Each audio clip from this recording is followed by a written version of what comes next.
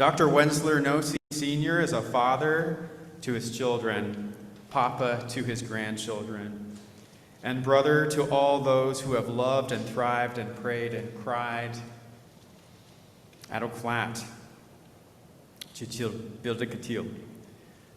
Wendsler is the son of those held as prisoners of war on their own land, a son who listened deeply to his mother and continues to live her words and her guidance while sharing them with all of us. Wendsler is the husband of Teresa, a craftswoman, chef for the people, and retired senior official with the IRS. Wendsler is an athlete and a coach: football, basketball, running, spiritual service. He runs as his ancestors did, in strength and prayer and in connection throughout time and space, and has led many, many runners, Arleth and others included. Wendsler is a scholar and professor in the practice of indigenous knowledge and the intersections of this knowledge to face the evil and the good of this world in this time. Wendsler is the former council member and chairman of the San Carlos Apache tribe, a listener and a leader among his people. Wendsler is, as he said, a funnel, a listener and follower of the Spirit, a protector of Mother Earth, and defender of Mount Graham and Oak Flat. He leads the stronghold in confronting the root of ugliness around and within us through prayer and action. And I dare say that Wendsler has inspired many of us to deeper forms of prayer and commitments to our own faith commitments for Christians and any persons of faith who are willing to pray for the protection of what God has created. Wendsler, it is an honor to welcome you shortly after a video that we share and the lighting of some sage.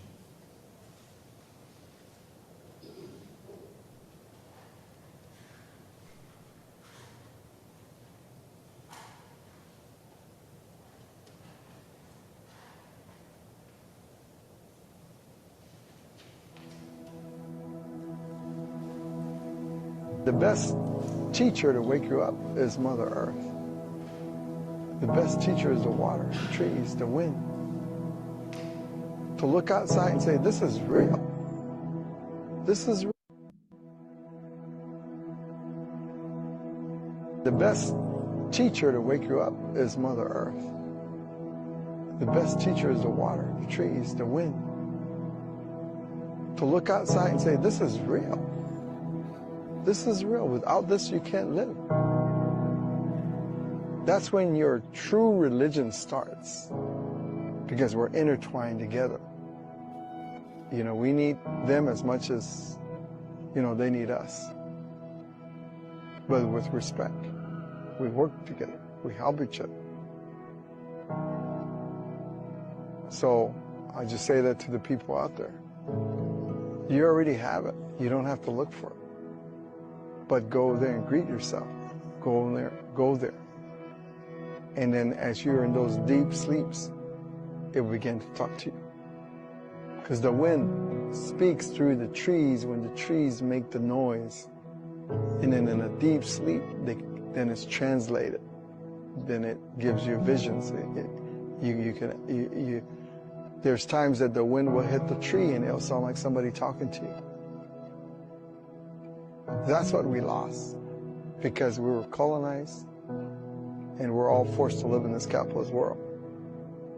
So if I could leave that for anybody, you know, around the world, is don't forget that, because it was everywhere, not just here among Native people. It was everywhere. And the only reason why we know it is because they're trying to make us like them, when we turn off the volume and we hear nothing from Mother Earth. And we look at it as a commodity. We look at it as a resource. We sell it. That's what they want to teach us. Scary.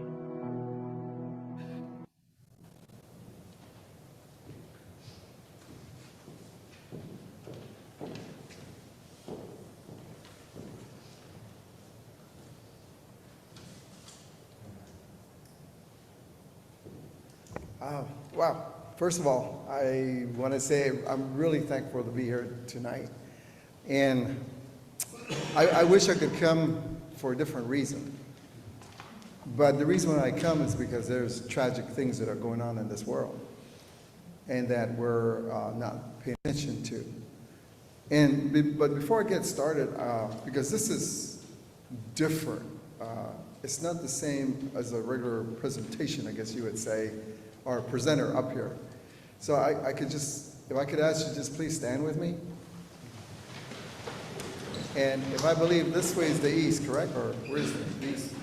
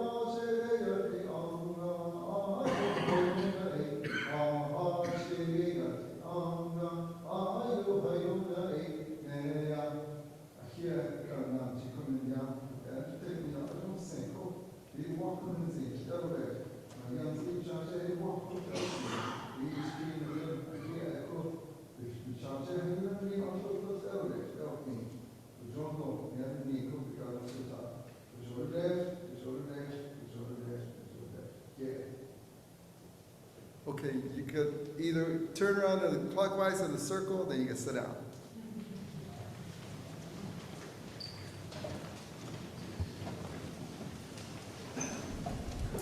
Thank you so much. I travel around the country and I talk to many people. And I tell them, I don't know if you realize what you're fighting. You're fighting something great of an evil from long ago. And it's going to have to take us back to that time, because at that time, what is evil in the world knows that time. But from that time to where we are today, there's so many things that happen to all of us. It really has changed a lot of us. And thank you for the sermon of the creation of the 7 days, because that's really a critical part of knowing who we all are and what our responsibilities are. And I'm happy that I can share some of these things for you.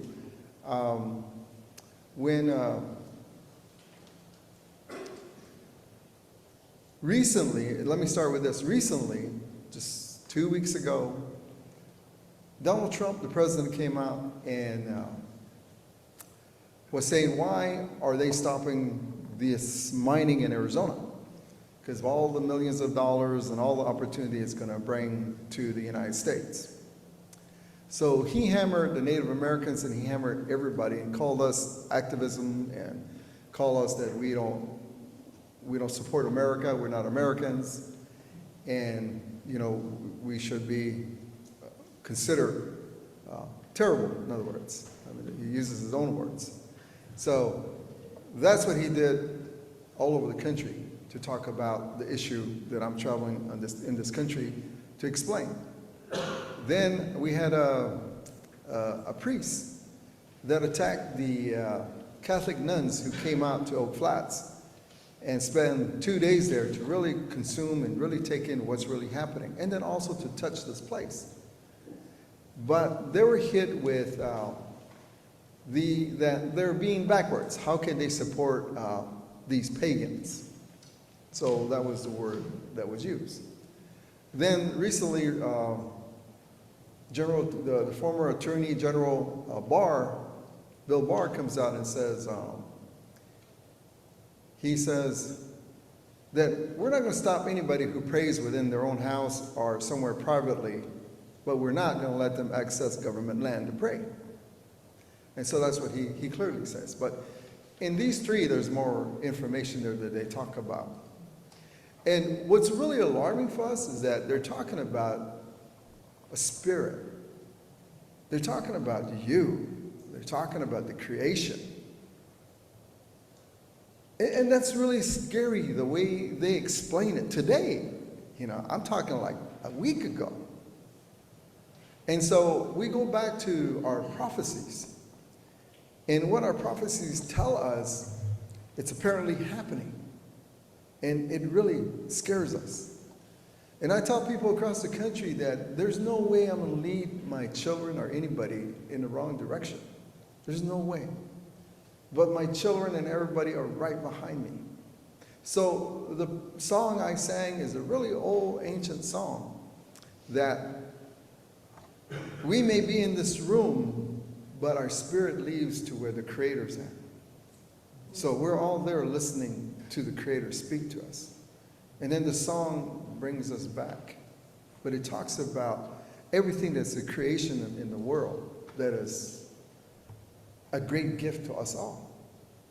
And so he talks to us. And so the only time we will know what he said is when we are in our deep sleep. And it begins to translate and begins to talk to you. So that's the song I sang, which is really important in places that I go. And again, to pray for you and your children and all the people around you, because I'm here. And the reason why I say it is because when you fight this fight of ugliness, you have to be personally well prepared. But if your family, your children are not prepared, it's going to ricochet to them. Because again, there's a great evil that we're fighting from long ago. And so in the prophecy is that from that fight way back when, there's one more time it's going to come. Kind of like the final time of meeting each other. And growing up, I never thought it'd be this generation. I never thought I'd be in this moment. But it's like John was saying about how my mother prepared me for this journey. So to really understand, as an Apache, we're new and we're old. We're new to this new way of what America is. But we still have our ancient ways, our really old ways. Oak Flats, Chichebagoste, is a mound of angels. In our belief, there's 5 angels. And these were the first people that God sent back to the earth, but gave them a place to be. And this is the mounts, so that they can connect throughout the world. And so we've seen the tragic of how America became what it is today by all these sacred and holy places being destroyed, being eliminated. And on top of that, we've seen a lot of people be forced into assimilation so that they can forget any of these things. Big transition took place. So if you follow the path, where I live was the last place. And so where I live, federal policies were really bad. They killed a lot of our people, and they killed a lot of the elders. Because from the other tribes, they learned that if the elders were kept alive, they would continue to teach their children. But to eliminate, they should have eliminated them. But when they came to our part, they made sure they eliminated the older ones. But the thing that they forgot was the women, the mothers. The mothers kept this as what is sacred, what is holy, quietly. that there'll be a time that they will be able to give it back. And so my mother was raised by her grandmother. So my mother's parents, that would be my great-grandparents, on both sides of my father and my mother. So my great-grandfather walked in with my grandfather as a prisoner. My mom and dad were born 1921 and 1922. So by then, it was a concentration camp. So San Carlos didn't become a reservation until the 1930s. And I'm born in the 1950s. So anybody born after the 1930s, like after 1935, your firstborn reservation. And on top of that, from that point, we had a lot of federal policies. Could not leave the reservation, forbidden. There were still snipers that were taking out people in the 1920s.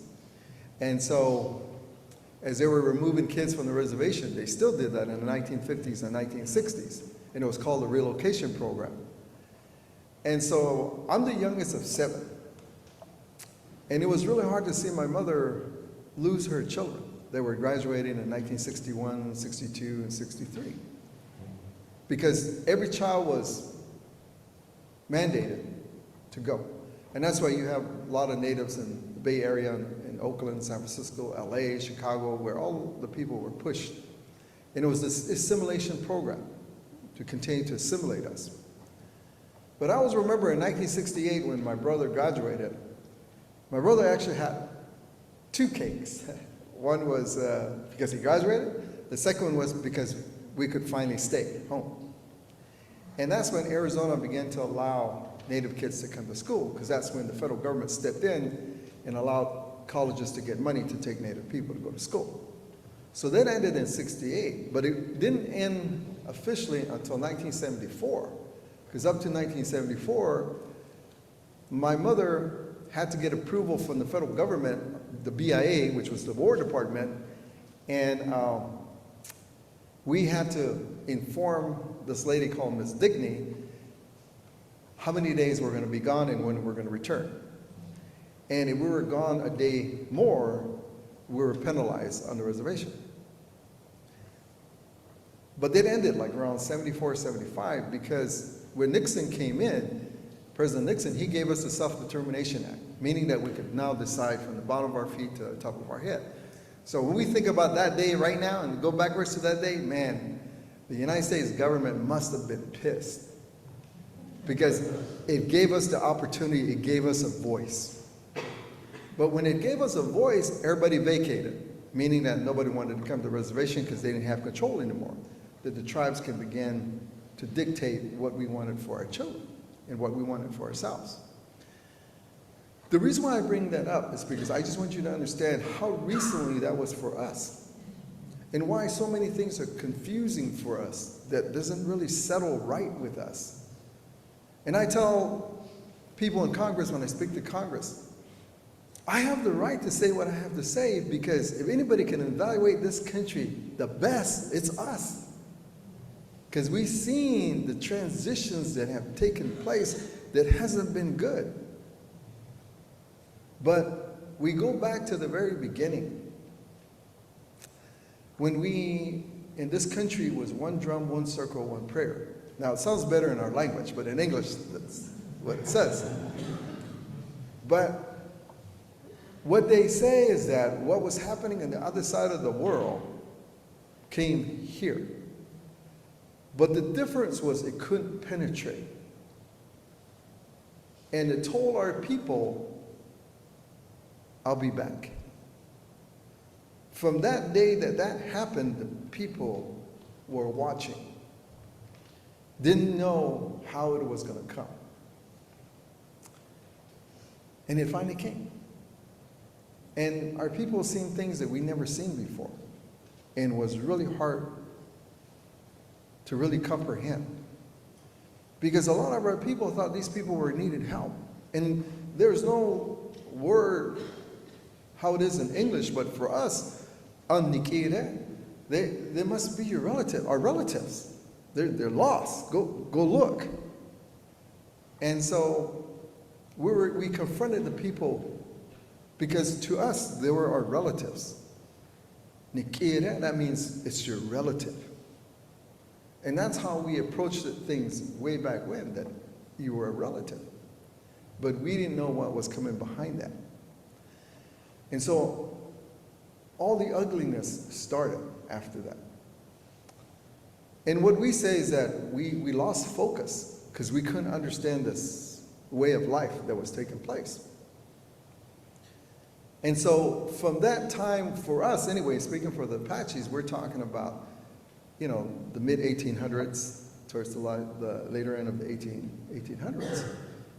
But he put our people, he put the women in a position like, if you put yourself in their shoes, you would have to feel the hurt, you would have to feel that being a victim of what was happening and the thoughts and things that went through their mind.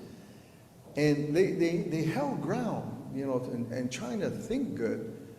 But there was always that say, so what that meant was, is it these people that the evil said they're going to come back? Is the evil, is these people? And so our people feared that.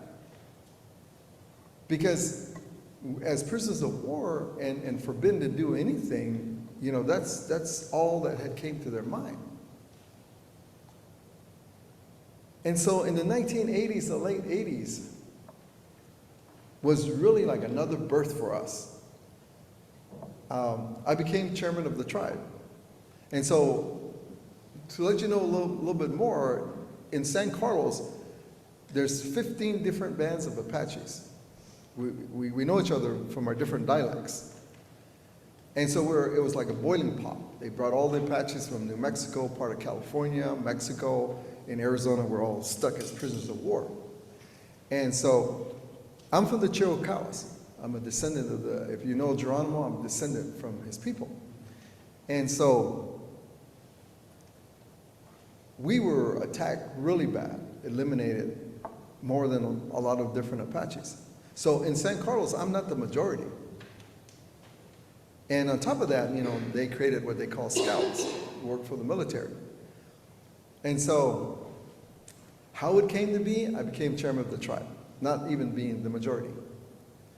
And we broke a long system of our government being controlled by the Apache Scouts. And so I had 4 years to do what I can to bring some good things to us.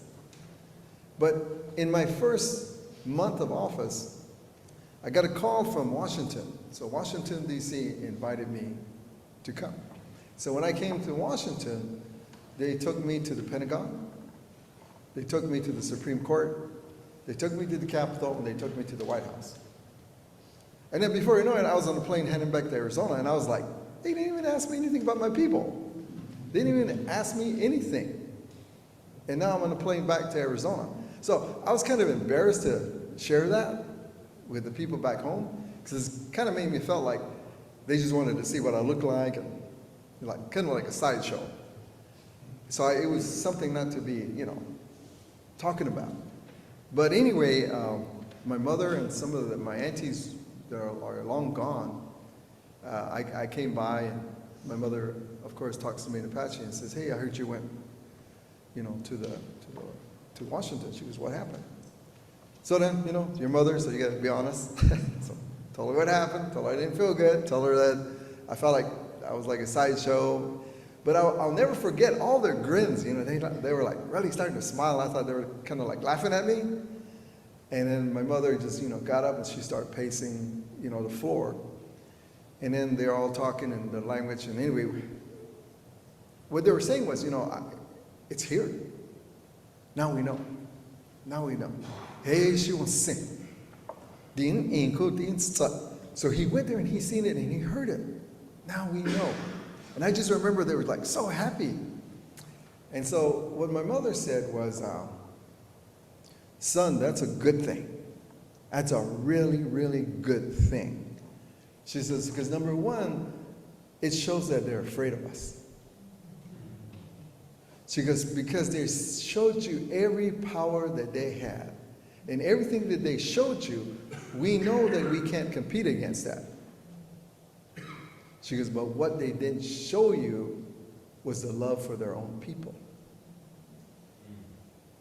So we don't have words like capitalism, corporations, we don't have those words. But after that, went into a whole discussion about that this is what they're trying to do to us, make them like them. And this is the part where I use from these older people when they say, because they're used of being, captives of war, people that were captive, and they make reference to the chain that they put them on our wrists, they put them on our ankles, and we feel it. But these people who came, they have it on too. They don't even know they have it. So the United States did a great thing. They showed you really their weakness. They don't care. So now, she goes, remember, 90% of us were supposed to be wiped out. So remember that there was those people out there who fought for this, that it was wrong. So now you have to go out and find their children. Because they had to have kids and had to talk to them and taught them something better. So that's another reason that put me on this road, was because of what she said. And they were so excited that it wasn't the people that were white that were bad, it's something that came. And this is what we were warned about. So like I was sharing today, it took me all the way to go back to Europe and spend time in like 5 different countries to learn about how and why did they leave to come here. But my mom was really cute when she knew I was going back to spend time with 5 countries and learn. First thing she said to me, she goes, hey, I hear you're going to go back on the other side. And I said, yeah, I'm going to go back on the other side. She goes, well, be careful. She says, but do me a favor. Tell those people over there to tell these people over here to behave. She goes, because they come from there. So those people on that side are older. So tell them to tell these people over here to behave. So I had to do that. Everybody laughing in Europe. And they apologized. They actually were apologizing. And anyway, so I went back to learn. And one of the things that I found was, and I use this, and I'll tell you from the bottom of my heart, you guys are indigenous too. Because in going back, the people were indigenous.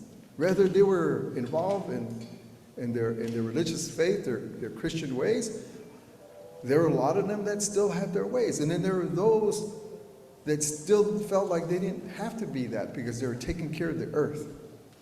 And then on top of that, they take me to the Alps, and in the petroglyph of what's holy in these mountains was the same thing in the Alps.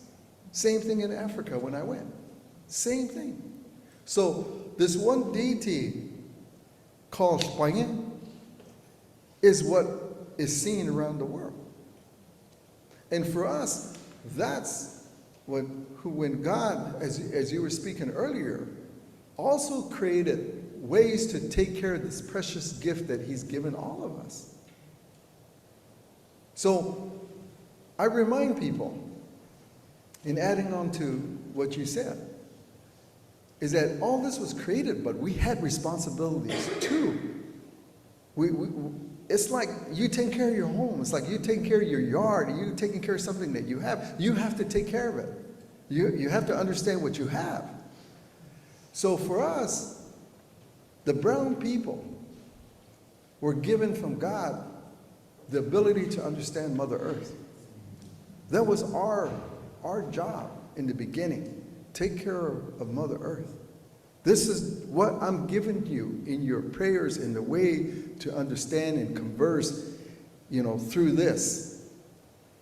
Then came the African Americans. They were given, or the African people were given the way of water, of the way God gave them how to take care of the earth, the mother.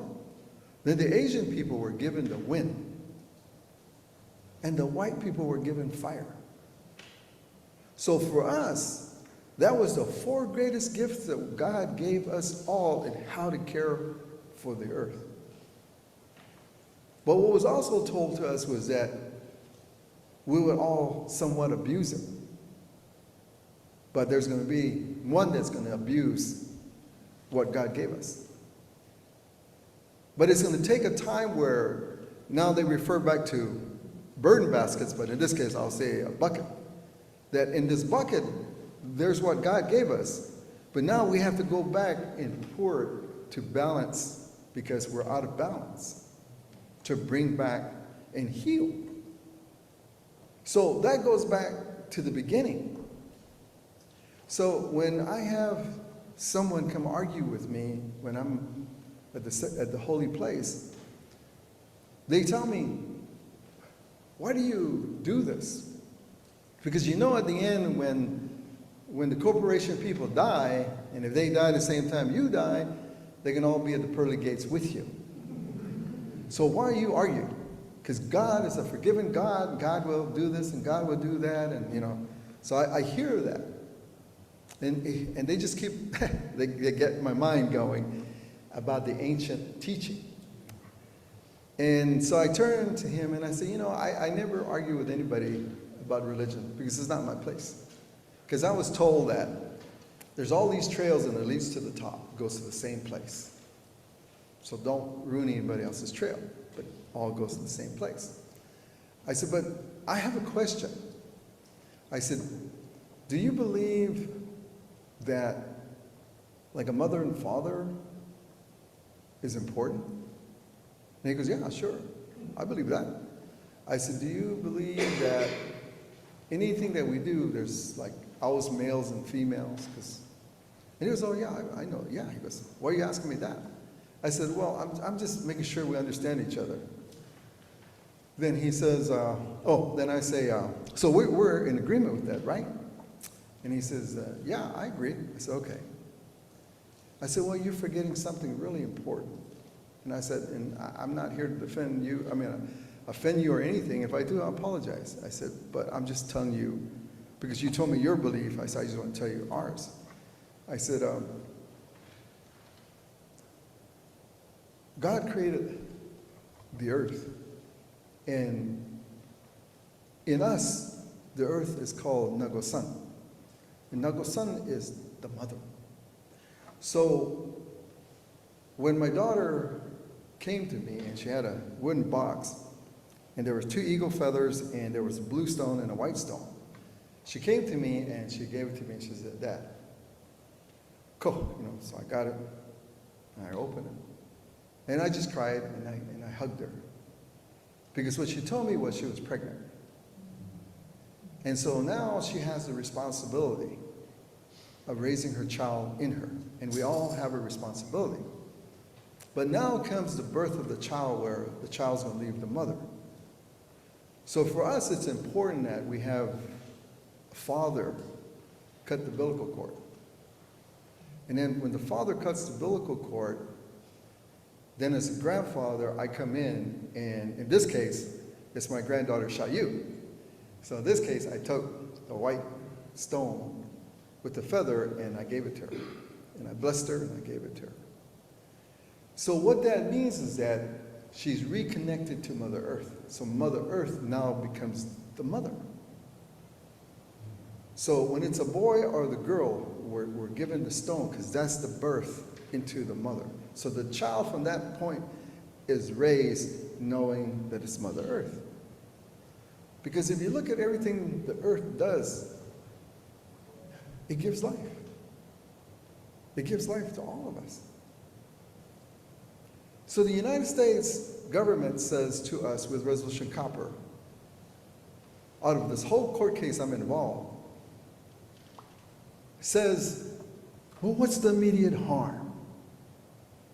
Tell me, what is the immediate harm? Because you know we need the copper to sustain the economic engine of this country.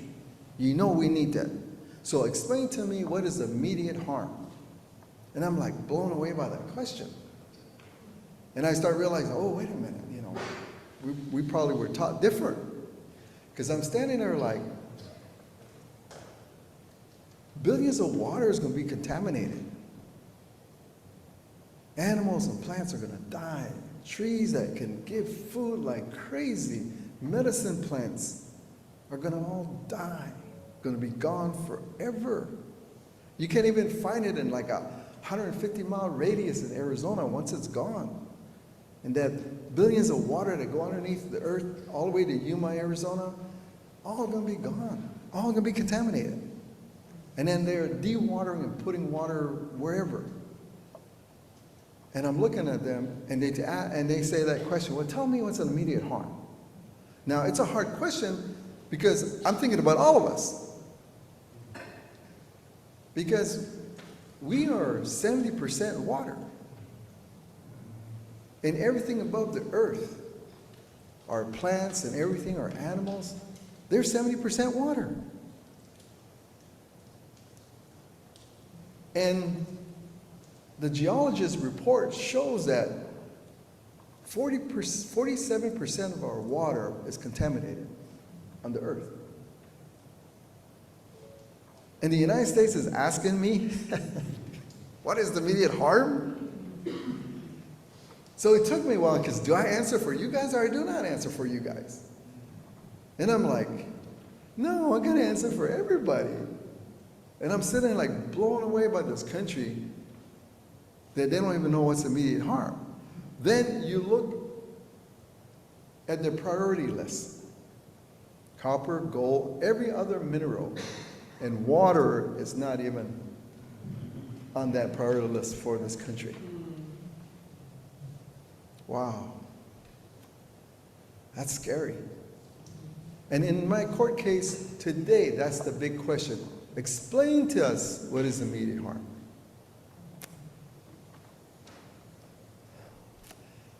So I'm worried like crazy. I'm in the mountains, I'm in the valleys, I'm in the desert, I'm in the pines. I'm visiting so many Native people across this country and so many non-Natives across this country. And I can also honestly tell you tonight, we all feel the same. But what we got to understand is God's greatest gift to all of us. We're supposed to be helping taking care of it, not putting a price tag on everything. I mean, you just have to look at your government of what evil is. Because if you just go back 20 years, you see how much land base the federal government has given to corporations. And hopefully you guys are reading some of this stuff, like coming out of England, the stockholders are worried about their investments in America, and so the mining company is telling them, oh, don't worry, we're buying up all the water pockets. So if you go back and you look at who's buying up all the water pockets, they're corporations. I guess it's more evident for us that we are a corporate country. We are under capitalism. But we have to wake up, because the point is that there's not enough. And speaking to the geologists a month ago, they tell me, oh, before I say that, so I got geologist people coming to me, I have NASA people coming to me, I have scientific people coming to me, and they're asking, and everybody's sending them to me. They're going to different tribes and they say, go to Oak Flats, you got to go talk to Wendsler, you got to go talk to them. So they're coming to me, and their question is, what can Native people do to turn the tide, because we're at the edge of the cliff? So I asked them, I said, well, don't you tell Congress? Don't you tell the president? Oh yeah, they know. But it doesn't matter to them. They don't care of these statistics that we clearly shows that we're going to kill ourselves. And so we're coming to you. Because is there anything, like in the religious way, anything that you guys can do? And I guess he wants us to dance around and something happens. That's the movie. I said, no. I said, we're in like serious crisis that you have to come here and tell me. I said, if they're not able to read printouts that show statistics, if they can't comprehend what you're saying, I said, maybe just get a box and put 10 oranges in there and take 9 out and say, look, that's all we got left. Because that's really where we're at, is sustainability. We have to start working on what's left for our children and those yet to be born. Because if not, it's gone. And so the other thing is, from Arizona to California to part of New Mexico is already designated to be contaminated. President Trump has already told the people of Arizona, hey, you need to move out. People are selling land. People are selling their places to move. So now I'm in Montana because I got family in Montana, and then the Montana Great Falls Council hears that I'm there, so they invite me, so I come over, but it's not in a meeting, but they take me in a room and they want to talk to me. They say, hey, we know that Native people are against pipelines because we see that pipeline fight, but this is not going to be like that with gas or oil. It's going to be water. And I said, water? And they go, yeah, because we're already planning ahead to move water from Montana down to the south because we don't want the people to migrate up because it's going to affect us. These kind of plans are already in place. So it makes me go back again. You know, what's wrong with this country? Then it takes me back to my European visits and to learn from them to come back to the East Coast. And I'm so glad sitting with so many people in the East Coast that shared with me what happened to their ancestors when they came here. So the stories they tell is like no different than what we're going through, the assimilation. And that's why I tell them, I said, what's really scary for us is when you say you're an American, because there's no such thing. We all have a blood in us that ties us somewhere. That's your identity. You cannot make up an identity that is not true. Because if you do, then it's like everything in your mind is vacated, and now you have to grow a new memory. And I said, that's scary. I said, because it reminds me of what John McCain did. From 2002 to 2014, they couldn't get this land transferred because everything about it was bad. The U.S. Forest Service, Republicans, Democrats were against it. But not until John McCain did what he did as a late night writer, an hour before the passage of the National Defense Bill, and it passed. And then when I went back to the senators and I asked them, hey, what happened? They said, well, Senator McCain said we won't get our projects in our state, so we had to vote for it. And then they said, remember, Senator McCain is a very powerful man. I said, even though you violated all the laws, even though the process of getting land, you know, and how it's going to affect the whole country, the precedents that it's going to set. And they say, well, that's how it works. Wow. Okay. And so when we look at how truth and fairness is, it's really not there. It's like an illusion. We teach our kids to believe this, and I'm one of them. I believe that there is fairness. I believe in these things. But now that I'm where I'm at, it doesn't really exist if it's something huge and bigger for profits. And that's why it takes me back, like I said, why it was so critical for me to go back, and then what I learned in the East and was learning here. And I tell myself, man, they just don't care for my kids. They don't care for yours either. And so, again, it takes me back that why and what are we fighting? And it takes me back to the beginning. Whatever this evil is, it hates everything. And I go back to my mother, and she used to say to me, they remember, Wendsler, the weakest thing on this earth is us. Because we want to decide to make good, we can do good. But if we want to do bad, we can do bad. But the Indian people a long time ago know that it comes from within us. So God has given us good and bad. But it's up to us to control that bad side. That's why we grew up by saying, don't. So we're taught, we're saying, hey, don't talk bad. Don't think bad. Because if you talk bad, you blow it in the air. And the air is a spirit of itself. So it's pure, but we clog it with all these bad things. That's why we say, do not talk bad. And that's where I was saying, and going back to the Asian people, the prayers that they have, and their job. Then comes what we do to the water, and how we're desecrating the water. The very gift that God given us. And that's why it's crucial to understand what that that blessed gift that was given in the very beginning. Then we come to fire. We abuse fire quite a bit. We made a killing machine out of it. And I was telling people, I said, I don't even know. I said, I don't even know if you know that in Tucson, Arizona is where they're controlling the drones on the other side. So we're all sitting here, we're watching everything over there, and yet people are going to work and they're sending the drones where to hit. From here, from this country, from Arizona, from Tucson. I don't know how you guys feel, but I'm like, we're really a hypocrite country when we don't know what's going on, when our Congress people don't tell us what's actually happening. And yet we're all facing here looking over there. But it takes us back to like, what happened to the Indian people? So then it takes me back again and say, okay, I got to learn a little bit more. Why is this happening? Why right now, in the time and place that we are, why is this happening? All you have to do is go back to the 13 colonies. If you go back to that era, you'll find the fight between the 13 colonies and the European world. Then you find where they broke off. Then you find people becoming slaves. Then you see people getting killed and being removed. And I said, that removal of people, what they're doing to the immigrants, was us.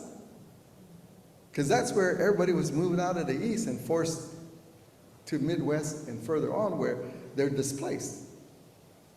And then they were incarcerated. Every agreement the United States made with the tribes was null and void. And they declared war. Does that all sound familiar? We're duplicating what happened then and we're doing it now. It's just now different players. So what that tells us is that this country is in a not good position, financially and everything else. But no, there's a big cover-up. Because you could just go back and look at the examples and you see it reoccurring. So what does it mean for our people? It's now they're coming for every last thing. They're coming for the water, they're coming for the minerals, and they're diluting all the laws. And what really frightens us when we hear Congress say, dig, dig, dig, take, take, take. Because what that means, nothing is left. There's nothing for our children. So we're put in a position. Do we believe in all the creations and what was given to us from the Creator, which is God? Or do we believe this corporate world? When this corporate world has damaged so many things, I mean, you could just list them of all the things that it's created. And it's nowhere near a balance.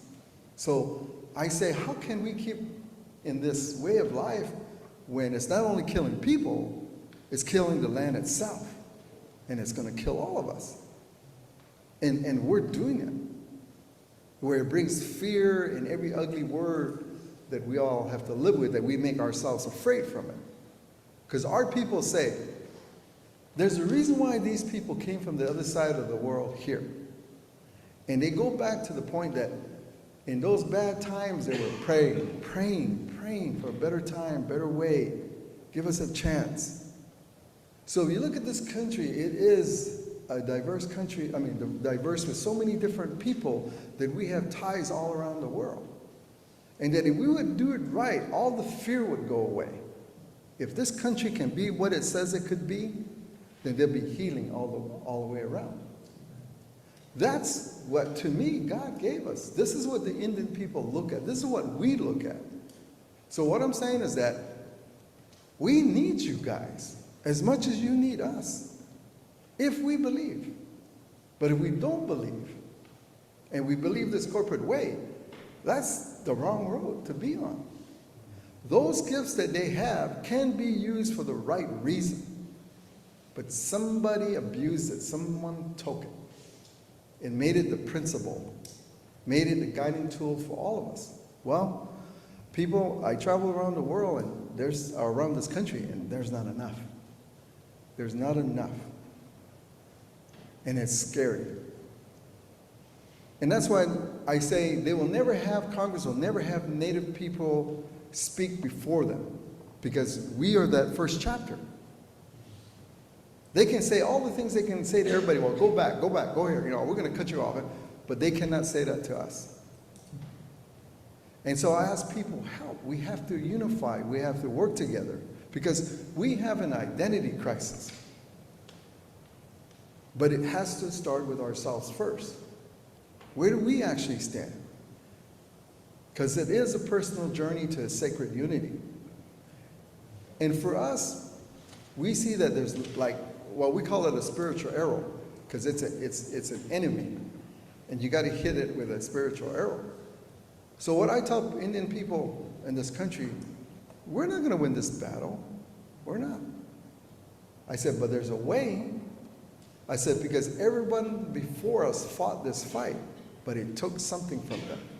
But their experience. So we need them with us, because when we pull that last arrow and let go, we're going to hit it based on what everybody had gone through. Because we see it, and just like I said in this video, they're trying to make me be that way, where I have no feelings, nothing. And that's really scary, because I know that's not how you all are. And the rest of this country, I know that. So there's actually a way we can come together, but that's following the spiritual road. That's knowing that we need each other. That's knowing that in the very beginning, before the Bible, that is an important part that makes up the Bible. And some people tell me, Wendsler, it's in the Bible. Wendsler's in the Bible. And so then I said, well, why don't you guys listen to it? If it's in the Bible, how come you're not listening to it? So on that topic, I will end by saying that we had a lot of important organizations who joined us, a lot of good people. But when they found out their 401ks were tied up into minerals, they all backed up. So I'm like, whoa, this monopoly that was placed in this country is really glued into it. And that means that we're going to have to really fight spiritually. We have to really pray hard. So leading to finishing, our court case that's in the Supreme Court right now really addresses all those issues. It's going to put our government on stand to ask these questions. And I'm really happy, because those questions are for all of us, not just Native people, because our case represents everything that's happening in America right now, because it questions corporations. It questions the United States. Why are you giving it to them? Why are you doing this? And the other thing that it does is that it exposes where evil really is at. So you can see where the real evil's at. And we have to acknowledge what it is. And then the other thing is our children are watching us. Our children are watching. And to them, it's going to be just words. But when you put your belief and your effort into it, it teaches your children something different. And I think that's where we all agree. I don't want you guys to go back. You guys are good neighbors. But we need to treat it like home. We really need to treat this place like home. Because the United States says itself, if you go to our court case, what the United States says is that the only ones that can have some kind of religious connection to God is Native people. They clearly say that. Non-Natives don't. And that's why I want to thank those that are in here that joined the amicus brief. I think there's probably some in here, right? There's some Christian faith that joined our case. Because I said, for me, I don't believe that. But do you believe that? Do you believe what your government is saying? It all made sense to me why, for 500 years, non-natives could never fight for the land and could really never fight for religious positions because of the way the government formatted this country. And that's why it was really great to see all those churches joining our case, because now they got to tell me why it's not sacred, why there's no deities, but also tell the churches why it's not. So that's what scares the Supreme Court. So in the Supreme Court, 2 federal judges agreed we need to hear this case. One walked away because they have investments in the mining. The other one just didn't want to answer nay or yay. So we didn't get a nay or yay, they just walked away. So that's how come I'm in an appeal right now, giving the United States one more chance.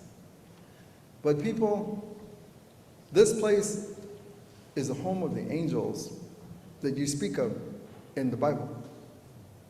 And this place is going to be destroyed, be killed, just like all the other places. And what we say is that when that happens, then everything is gone. And that's really scary, because what we see as sacred around the world is sacred. So, if anything that I can leave you with, I want to say thank you to the singers. Thank you so much. I mean, it was kind of hard to get up here after that, being emotional, for 2 things. The singers and you. Because again, going back to what was said recently, that I'm a pagan.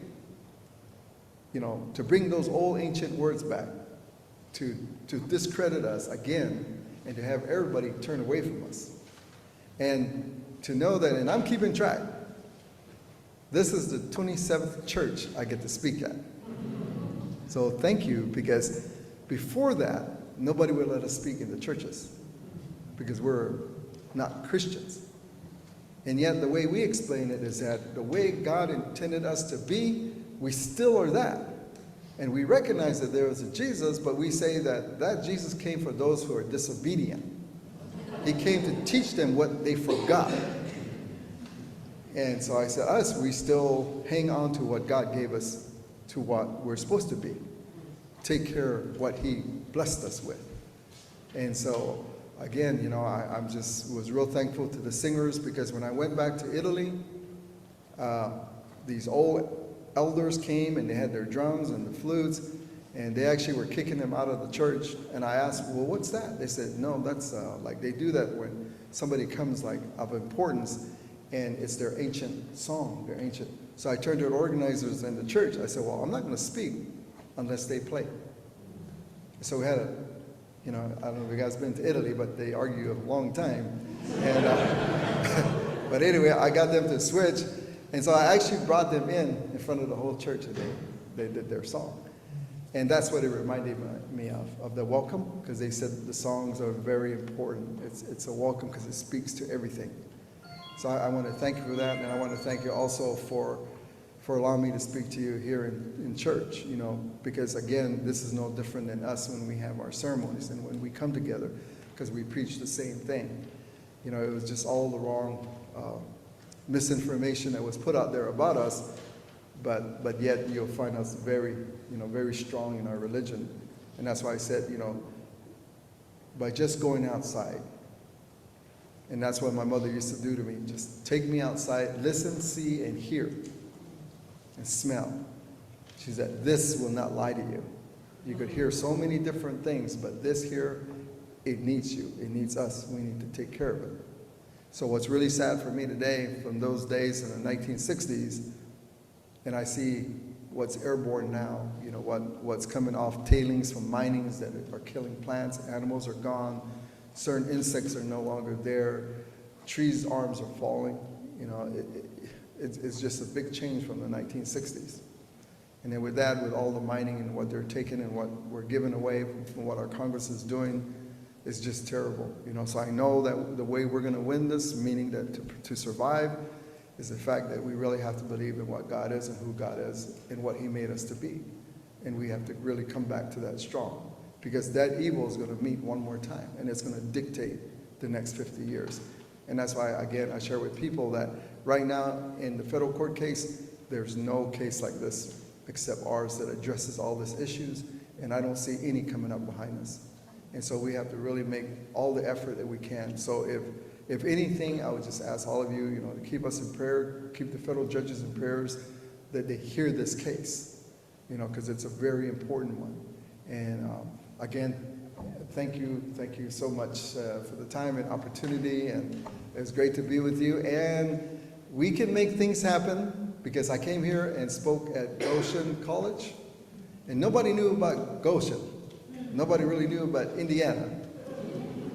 But you had a resident person from here go down to St. Carlos, and that's Arlette. And she became part of the Stronghold. She's working with the people, so people know of Goshen.